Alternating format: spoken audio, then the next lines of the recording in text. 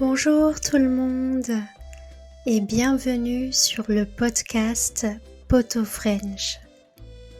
Je m'appelle Isabelle, je suis française et je suis professeure certifiée de français langue étrangère.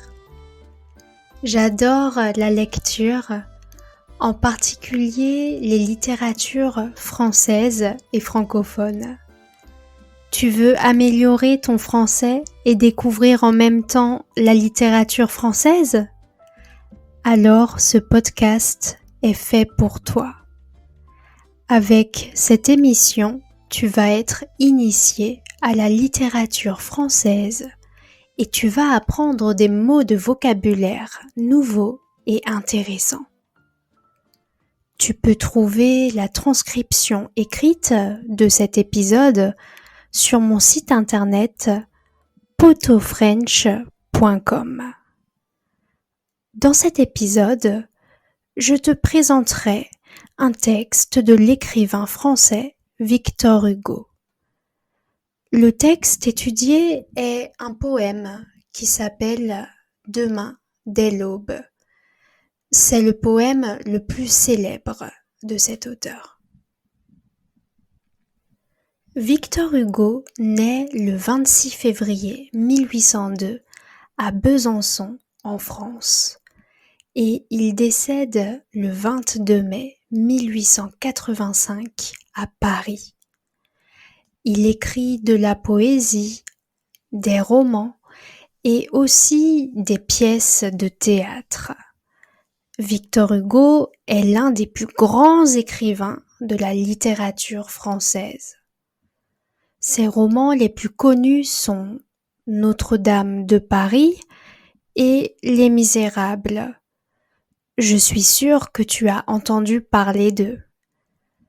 Tu as dû voir le film d'animation Le Bossu de Notre-Dame de Disney et le film musical de 2012 dans lequel l'acteur Hugh Jackman tient le rôle principal.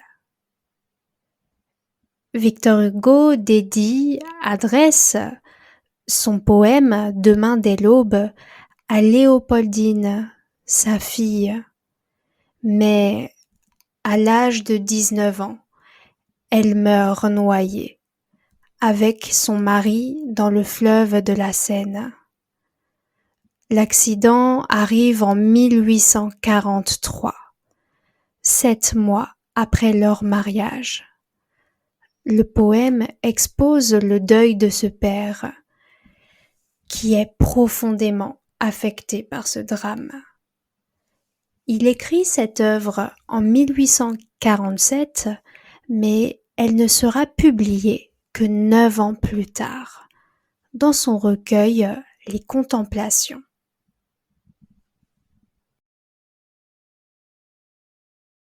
Je vais vous lire ce poème. Demain dès l'aube. Demain dès l'aube, à l'heure où blanchit la campagne, je partirai. Vois-tu, je sais que tu m'attends. J'irai par la forêt, j'irai par la montagne. Je ne puis demeurer loin de toi plus longtemps. Je marcherai les yeux fixés sur mes pensées, sans rien voir au dehors, sans entendre aucun bruit. Seul, inconnu, le dos courbé, les mains croisées, triste, et le jour pour moi sera comme la nuit. Je ne regarderai ni l'or du soir qui tombe, ni les voiles au loin descendant vers Harfleur. Et quand j'arriverai, je mettrai sur ta tombe un bouquet de houx verts et de bruyères en fleurs.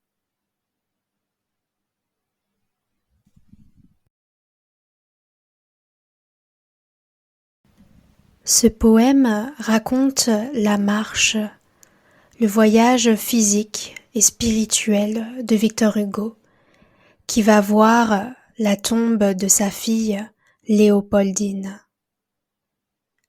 Tu as dû identifier les verbes partir, attendre et aller, verbes du troisième groupe dont la conjugaison est à connaître. Voici le vocabulaire à apprendre, à retenir selon moi.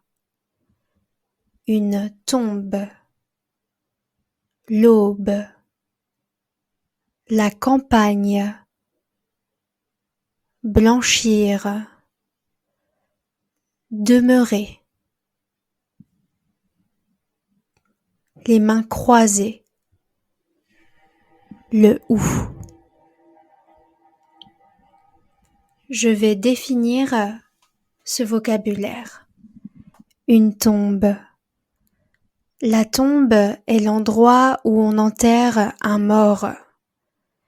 Dans un cimetière, il y a beaucoup de tombes, de personnes décédées.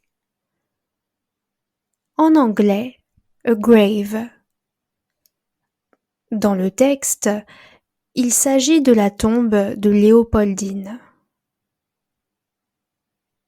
L'aube. Le moment de la journée, tôt le matin, où le jour se lève juste avant le lever du soleil. La lumière est blanche à l'aube. En anglais, dawn. Dans le poème Demain dès l'aube, Victor Hugo commence son itinéraire à la première lueur du jour. La campagne.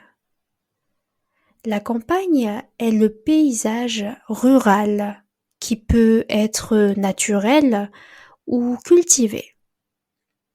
La campagne, c'est un peu le contraire de la ville. On peut passer des vacances à la campagne pour profiter du calme et de la nature. La campagne, en anglais, countryside. Dans le texte, l'auteur traverse la campagne et passe par la forêt et la montagne pour se rendre sur la tombe de sa fille.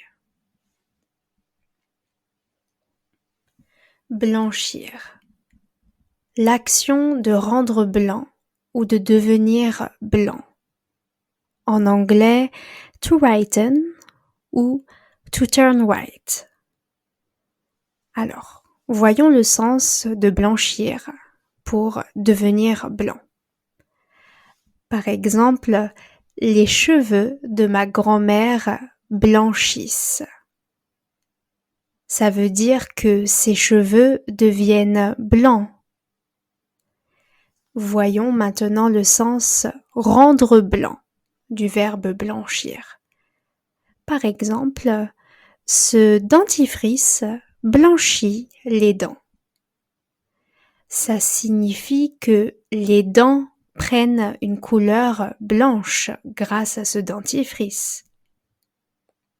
Dans le poème, la phrase est « La campagne devient blanche ». C'est une impression qui peut être expliquée par la rosée du matin. La rosée, c'est quand il y a des gouttelettes, de minuscules gouttes d'eau qui se déposent sur le sol, l'herbe, les végétaux. Ça produit alors un côté brillant. Le verbe demeurer. Demeurer, c'est rester. Alors, demeurer, c'est du registre soutenu. Rester, c'est être longtemps dans un endroit. Demeurer, c'est donc être longtemps dans un endroit ou rester dans un état. Donc en anglais, ça veut dire to stay ou to remain, selon ce que tu veux dire. Par exemple, il demeure bêtement devant sa porte en attendant qu'elle lui ouvre. Donc, ici, on parle d'un endroit. Il demeure devant la porte. Alors, dans le sens de l'état, par exemple, il demeure stupéfait de ce qu'il entend. Donc, stupéfait, c'est être très surpris. Dans le texte, la phrase est « Je ne puis demeurer loin de toi plus longtemps ». Victor Hugo ne supporte plus d'être loin de sa fille. Alors, l'expression « les mains croisées ». Alors, croiser les mains, ça veut dire placer ses mains de manière à ce qu'elles se touchent et soient mêlées entre elles. Le geste fait penser à une croix. C'est pour ça qu'on dit croiser les mains, avoir les mains croisées. En anglais, to cross hands. Et la dernière expression, le ou. Le ou est un arbuste ou un arbre de petite taille. Ses feuilles sont piquantes, elles piquent, et le hou a des fruits rouges. Ces couleurs rouges et vertes sont les couleurs traditionnelles de Noël en France. C'est pourquoi on peut utiliser le hou pour décorer notre maison à Noël. C'est un symbole de protection. Et voilà, c'était le vocabulaire pour le poème Demain dès l'aube de Victor Hugo. Tu as aimé cet épisode ? Alors n'hésite pas à me le faire savoir ou à le partager avec tes amis amoureux de la France. Tu peux retrouver la transcription de cet épisode sur mon site internet potofrench.com. Tu peux me suivre sur YouTube, Instagram, TikTok, où je crée de petites vidéos pour t'apprendre le français. Si tu as envie d'entendre parler d'un auteur français dans un épisode du podcast Poto French, écris-moi un message. À bientôt!